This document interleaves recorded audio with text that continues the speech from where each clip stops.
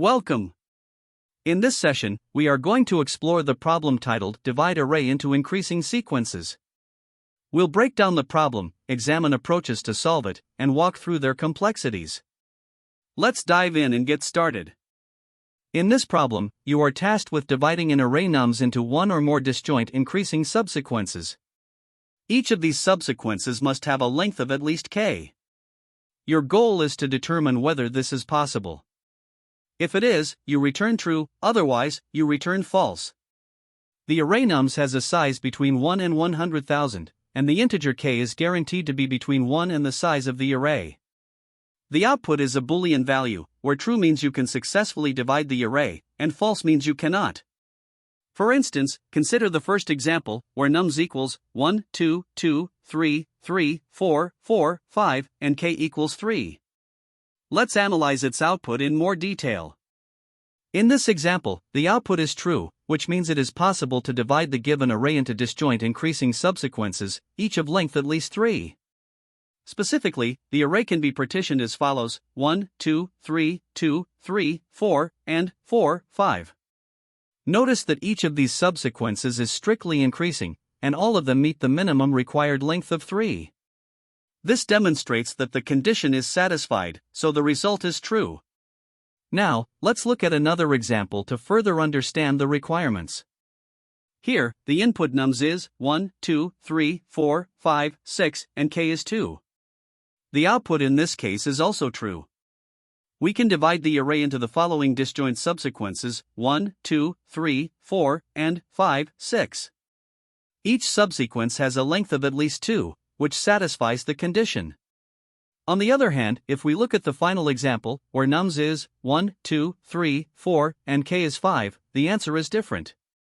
Here's why. In the case where nums equals 1, 2, 3, 4, and k equals 5, the output is false. This is because the array itself has fewer than 5 elements, so it is impossible to form even a single subsequence of length at least 5. Now let's consider some important constraints. The array nums is always sorted in non-decreasing order, which simplifies the task of forming increasing subsequences. The length of nums can be as large as 100,000, so we need an efficient solution. Additionally, nums can contain very large values, but since the problem only depends on relative ordering, the magnitude of the numbers doesn't affect the logic. Key edge cases include arrays with fewer than k elements, where the output is always false, and situations where k equals 1, in which case the output is always true. A major insight is that we must carefully allocate duplicate values to ensure the subsequences remain disjoint and meet the minimum length requirement. This means designing an approach that efficiently distributes elements while respecting these constraints. To tackle the problem of dividing an array into increasing sequences, let's first consider the brute force approach. This method involves trying all possible ways to partition the array into disjoint subsequences. For each partition, we would check if the subsequences are strictly increasing and meet the minimum length requirement of k. While this approach is conceptually straightforward, generating all subsets is computationally expensive. The time complexity grows exponentially, making it impractical for larger arrays. Now, an alternative is the greedy approach, which is both more efficient and systematic. Here, we aim to distribute elements into subsequences while ensuring two key conditions: first, that each subsequence is strictly increasing, and second, that no element is overused. To implement this, we start by counting the frequency of each element in the array using a hash map. Then, we process the unique elements in sorted order, attempting to extend existing subsequences before creating new ones. This ensures we meet the constraints as efficiently as possible. This greedy method processes the array more efficiently, with a time complexity of O(n) log n, from sorting in O(n) for the iteration. Another potential strategy is the counting and validation approach, which focuses on validating the feasibility of dividing the array into subsequences. This method involves checking whether there are enough elements to form subsequences of length k. One way to achieve this is by using a sliding window or a priority queue to track the lengths of ongoing subsequences. As we iterate through the sorted array, we ensure that no subsequence violates the constraints. If at any point the conditions cannot be satisfied, the process terminates with a false result. While this approach can optimize the validation process by focusing directly on the feasibility, it introduces additional complexity due to the need for managing data structures like priority queues. Its time complexity still involves the O and log n from sorting but can be effective for specific use cases. After evaluating potential strategies, the optimized greedy approach emerges as the most practical choice. This method balances simplicity, efficiency, and clarity.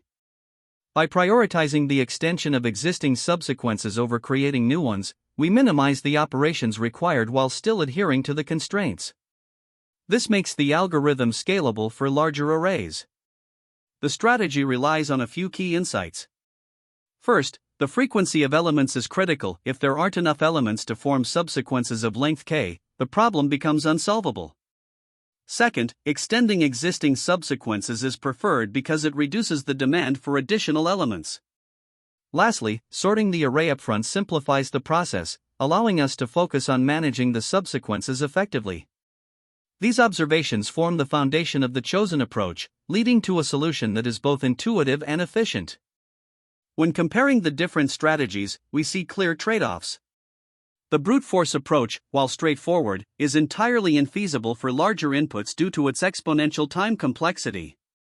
The counting and validation approach offers an optimized solution but introduces additional complexity with its reliance on data structures like priority queues. On the other hand, the greedy approach strikes a balance between efficiency and simplicity, avoiding unnecessary overhead while satisfying the problem's constraints. Ultimately, the greedy approach is the most practical and scalable solution. By leveraging the relationships between elements, their frequencies, and the constraints on subsequences, it provides an elegant way to solve the problem efficiently. This makes it a robust choice for handling arrays of varying sizes and complexities. The goal of this problem is to determine whether we can partition an array of integers into one or more disjoint subsequences such that each subsequence is strictly increasing and has a length of at least k. To solve this, we start by sorting the array. Sorting helps us handle the strictly increasing condition because once the array is sorted, the smallest elements appear first, making it easier to construct valid subsequences incrementally. This operation can be efficiently performed using a sorting algorithm like timsort, which has a time complexity of O n log n. Next, we use a min heap to track the lengths of the subsequences as we build them. The min heap is particularly useful because it allows us to efficiently extend the shortest subsequence at any given time, ensuring that we avoid prematurely creating subsequences that are too long. We initialize the heap as empty and proceed to the iteration step to construct our subsequences. To construct the subsequences, we iterate through the sorted array. For each element, the first step is to check the shortest subsequence currently in the heap. If the heap is not empty and the current element can extend the shortest subsequence, meaning it is greater than the last element of that subsequence, we remove the shortest subsequence length from the heap. We then extend that subsequence by adding 1 to its length and push the updated length back into the heap. If the current element cannot extend any existing subsequence, for example, if all subsequences end with larger elements, we start a new subsequence with a length of 1 and push this new length into the heap. Once all elements have been processed, we validate the heap by ensuring that every subsequence length is at least k. If any subsequence is shorter than k, the partitioning is not possible. Otherwise, we return true. The algorithm uses a greedy approach to ensure that subsequences are constructed efficiently. By always extending the shortest subsequence first, we minimize the risk of having subsequences that fail to meet the minimum length requirement. The use of a min heap is critical here because it allows us to track and update the lengths of subsequences efficiently. Each heap operation, whether inserting a new subsequence length or extracting the shortest subsequence length, has a time complexity of O log m, where m is the number of subsequences currently in the heap. Sorting the array at the start simplifies the problem significantly, as it guarantees that we only need to consider increasing order for each subsequence. In terms of data structures, the min heap is essential for tracking the subsequences, and the sorted array provides the foundation for constructing them in a strictly increasing order. These components work together to solve the problem efficiently. Now let's analyze the complexity of the algorithm. The time complexity is dominated by the sorting step, which takes O n log n. Iterating through the array involves a single pass, which is O n. For each element, we perform heap operations such as insert or extract min, each of which takes O log m, where m is the number of subsequences. Since m is bounded by n, the total cost of heap operations is O n log n. Adding these together, the overall time complexity is O n log n. For space complexity, the min heap requires O m space, where m is at most n, so the total space complexity is O n. We also need to handle edge cases. For example, if all elements in the array are the same, it's impossible to form subsequences of length k greater than 1. If the array length is less than k, we can immediately return false because no subsequence can meet the minimum length requirement. Additionally, when valid subsequences are sparse, the algorithm ensures that new subsequences are created properly instead of forcing invalid extensions. Let's walk through an example to see the algorithm in action. Suppose the input array is 4, 2, 6, 3, 5, and k is 3. First, we sort the array, giving us 2, 3, 4, 5, 6. We initialize an empty min heap to track subsequence lengths.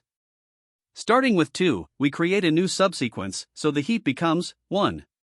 Next, we add 3, which extends the existing subsequence. We update its length to 2, resulting in a heap of 2.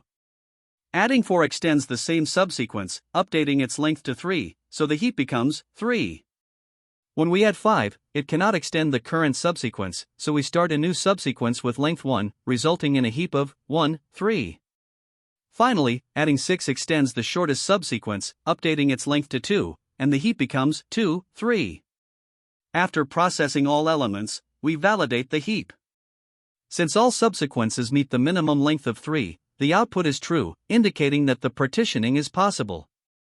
This solution determines whether an array can be divided into one or more strictly increasing subsequences, each of length at least k. Explanation. 1. Frequency count. The algorithm starts by counting the occurrences of each number in the list using collections counter. This helps identify the maximum frequency of any number, which is key to determining if the array can be partitioned. 2. Maximum frequency. The variable max_frequency stores the highest frequency of any single value in the array. This is crucial because if a number appears very frequently, it will constrain how many disjoint subsequences can be formed. 3. Condition check. The condition len, nums, equals max_frequency *k ensures that there are enough elements in the array to satisfy the requirement of forming subsequences of length at least k. The product max_frequency *k represents the minimum number of elements needed to create max_frequency disjoint subsequences of length k. If the array length is less than this value, it's impossible to partition the array as required. 4. Return result. If the condition is satisfied, the function returns true, indicating that the array can be divided. Otherwise, it returns false. Complexity. Time complexity. The algorithm runs in O, n, where n is the length of the input array. This is because counting the frequencies of elements in the array requires a single pass. Space complexity. The space complexity is O, u, where u is the number of unique elements in the array, as the counter stores frequencies for each unique element. This approach is efficient and directly addresses the problem's requirements by leveraging the relationship between frequency and subsequence formation constraints. This is the Java implementation of LeetCode problem number 1121, divide array into increasing sequences. The logic mirrors the Python implementation, using a hash map to count the frequency of each number in the array. The method calculates the maximum frequency and ensures the array has enough elements to form subsequences of length at least k. The main differences include explicit type declarations and usage of Java-specific collections like hashmap. To solve this problem, the first step is to count the frequency of each number in the array. For the given example, nums equals 1, 2, 2, 3, 3, 3, and using the Python library collections counter, we determine the frequency of each number. The resulting frequency dictionary is 1, 1, 2, 2, 3, 3, meaning the number 1 appears once, 2 appears twice, and 3 appears 3 times. Next, we find the maximum frequency among these values, which in this case is 3, corresponding to the number 3. Finally, we need to check if the total length of the array is at least max_frequency multiplied by k, where k is the required minimum sequence length. Here, the total length of nums is 6, and max underscore frequency asterisk k equals 3 multiplied by 2, which is also 6. Since 6 is greater than or equal to 6, the condition is satisfied. Because the condition len, nums, equals max underscore frequency asterisk k is met, this array can be divided into subsequences of length at least 2, so the output for this example is true. Now, consider a second example where nums equals 1, 1, 2, 2, 2, 3, and k equals 3. Again, we start by counting the frequency of each number. Using collections a counter, we get the frequency dictionary 1, 2, 2, 3, 3, 1. The maximum frequency here is 3, corresponding to the number 2. The next step is to evaluate whether the total length of the array, which is 6, is at least max underscore frequency asterisk k. In this case, max underscore frequency asterisk k equals 3 multiplied by 3, which is 9. Since 6 is less than 9, the condition is not satisfied. Because the condition len, nums, equals max underscore frequency asterisk k is not satisfied in this example, it is impossible to divide the array into subsequences of length at least 3. Therefore, the output for this example is false. Now, let's examine a third example where nums equals 1, 2, 3, 3, 3, 3, and k equals 4. The first step is again to count the frequency of each number. The resulting frequency dictionary is 1, 1, 2, 1, 3, 4, meaning the number 3 appears 4 times, which is the maximum frequency. The next step is to check the condition by comparing the total length of the array, which is 6, to max underscore frequency asterisk k. Here, max underscore frequency asterisk k equals 4 multiplied by 4, which is 16. Since 6 is less than 16, the condition is not satisfied. Because the condition len, nums, equals max underscore frequency asterisk k does not hold in this case, it is not possible to divide the array into subsequences of length at least 4. Therefore, the output for this example is false. To summarize the approach, we first count the frequencies of all numbers in the array using collections a counter. Then, we find the maximum frequency among these values. Finally, we check if the total length of the array is greater than or equal to max underscore frequency asterisk k. If this condition is true, the array can be divided into subsequences of the required length. Otherwise, it cannot. This method is efficient, running in O(n) time due to the counting and maximum frequency computations. The time complexity of the given solution is O(n), where n represents the length of the input array nums. Let's break this down step by step. First, the counter nums operation iterates through the entire array to compute the frequency of each element. Since this requires examining each element once, it takes O(n) time. Next, the max frequency.values operation calculates the maximum frequency among the elements. This involves iterating through the values of the frequency dictionary, which takes U time, where U is the number of unique elements in nums. Because U is always less than or equal to n, this operation is also bounded by O(n). Finally, the comparison len, nums, equals max underscore frequency asterisk k is a constant time operation, O(1), as it involves basic arithmetic in comparison. Combining these steps, we observe that the dominant term is O(n), so the overall time complexity is O(n). Now, let's analyze the space complexity. The space complexity of the solution is OU, where U is the number of unique elements in the input array nums. Here's how this is determined. The counter operation creates a frequency dictionary to store the count of each unique number in nums. This requires OU space because the size of the dictionary depends on the number of unique elements. Additionally, the solution uses a few auxiliary variables, such as frequency and max underscore frequency, which consume only O(1) space. Since the space required for the frequency dictionary dominates, the overall space complexity is OU. In the worst-case scenario, where all elements in nums are unique, U equals n, and the space complexity becomes O(n). Let's compare this optimized approach with a naive solution. A brute force method might involve explicitly dividing the array into subsequences of length k and checking if every subsequence is strictly increasing. This approach could involve generating combinations or subsets, which might result in an exponential time complexity, such as O(2 to the power of n, or worse. On top of that, validating each subsequence would introduce additional computational overhead. In contrast, the optimized solution simplifies the problem by focusing on the maximum frequency of any single number in nums and the required subsequence length k. Instead of generating subsequences, it relies on efficient counting and comparison operations. This eliminates the need for combinatorial calculations, achieving O(n) time complexity and O(u) space complexity. By avoiding unnecessary computations, this approach is far more efficient and scalable. Finally, let's consider the best, average, and worst-case scenarios for this solution. In the best case, the time complexity remains O(n), as the frequency counting step dominates and is linear in nature. For the average case, the time complexity is still O(n), with the space complexity determined by the number of unique elements in the array. In the worst case, where all elements in nums are unique, both the time complexity and space complexity reach O(n). Now, let's verify this mathematically. The counter operation processes each element in the array exactly once, making it O(n). Finding the maximum frequency among your unique elements is bounded by O(n), since you cannot exceed n. The final comparison is a simple arithmetic operation and takes O(1). Combining these steps, the overall time complexity is O(n). Similarly, the space complexity is dominated by the frequency dictionary, which is O(u), and in the worst case, O(n). When tackling this problem, there are a few common mistakes that can trip up even experienced programmers.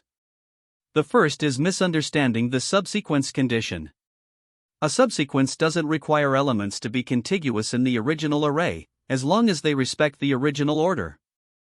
For example, given an array 1, 3, 2, the subsequence 1, 2 is valid even though the elements aren't adjacent. Forgetting this can lead to overly restrictive logic in your solution.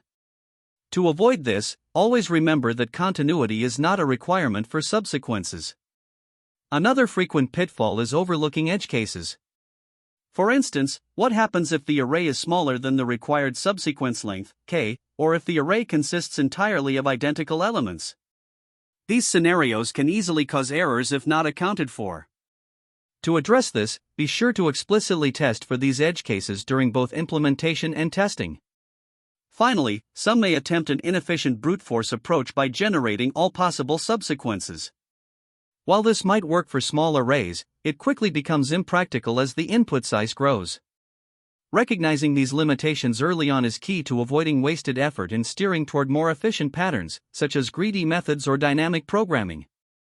Another area to be cautious about is the minimum length requirement for subsequences. The problem explicitly requires that each subsequence contains at least k elements. It's easy to overlook this during validation, which can lead to incorrect partitions. To prevent this, always include a validation step in your solution to ensure that all subsequences meet the minimum length constraint. Additionally, duplicates in the array can introduce confusion. Some mistakenly think that the presence of duplicate values automatically invalidates the strictly increasing property of a subsequence. However, duplicates are allowed as long as they are not selected consecutively within the same subsequence. For example, in the array 1, 1, 2, the subsequence 1, 2 is valid, but 1, 1 is not strictly increasing. By keeping these details in mind, you can avoid unnecessary errors and ensure your solution adheres to the problem's requirements. From an interview perspective, there are some key insights that can help you stand out. First, pattern recognition is crucial. Many problems involving subsequences or partitions can be addressed with techniques like dynamic programming, greedy strategies, or sorting. Interviewers are often looking to see how quickly you can identify the most suitable approach. Optimization is another area where candidates can shine. Start by outlining the brute force approach to demonstrate your understanding, then move on to explaining its limitations and how you can improve it. This shows your ability to analyze time complexity and optimize solutions systematically. Communicating edge cases is equally important. Before diving into the code, discuss special scenarios such as empty arrays or situations where no valid partition is possible.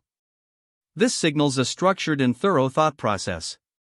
Finally, be prepared to discuss trade-offs, such as space versus time complexity. For example, using additional memory, like a dynamic programming table, can speed up computations but comes at the cost of increased space usage. Balancing these trade-offs effectively is a skill interviewers value highly. To deepen your understanding, it helps to explore related problems that share similar concepts. For example, LeetCode 300, longest increasing subsequence, focuses on finding the longest strictly increasing subsequence in an array. This problem involves dynamic programming and can offer valuable insights for tackling partitioning challenges. Another example is LeetCode 646, maximum length of pair chain, which asks you to form chains under specific ordering conditions, much like subsequences. LeetCode 1027, longest arithmetic subsequence, introduces a variation by requiring a fixed difference between elements, adding another layer to subsequence constraints. Lastly, LeetCode 354, Russian doll envelopes, combines sorting with the longest increasing subsequence technique to solve a nested subsequence problem. Studying these problems can help you recognize patterns and refine your approach to solving problems involving subsequences and partitions. Now let's explore some alternative approaches you can use to solve this problem. One popular method is dynamic programming. Here, you can construct a DP table where each entry represents the longest strictly increasing subsequence ending at a specific index. By extending this idea, you can enforce partitioning constraints to ensure the solution meets the problem requirements. While this approach improves time complexity compared to brute force, it does come with increased space usage due to the DP table. Another option is the greedy approach. By sorting the array and iteratively forming subsequences, you can ensure that each one satisfies the strictly increasing and minimum length constraints. Greedy solutions are often faster, but they may fail in cases where a globally optimal solution is required. Lastly, backtracking with pruning offers a more flexible strategy. You can explore all possible partitions recursively but cut off branches that violate conditions, such as subsequences shorter than k.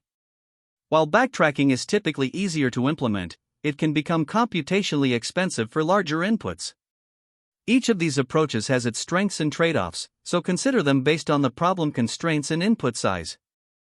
To wrap up, we reviewed the key aspects of the problem, highlighting the brute force approach and the importance of optimizing solutions. Remember to practice regularly and apply these concepts to similar challenges. Thanks for watching, and see you next time. That's the end of this tutorial. I hope you found this explanation helpful for understanding the solution to this LeetCode problem. If you enjoyed this content, please consider subscribing to the channel for more coding tutorials and solutions. Feel free to leave a like if this video helped you, and don't hesitate to comment with any questions you might have. Thanks for watching, and happy coding!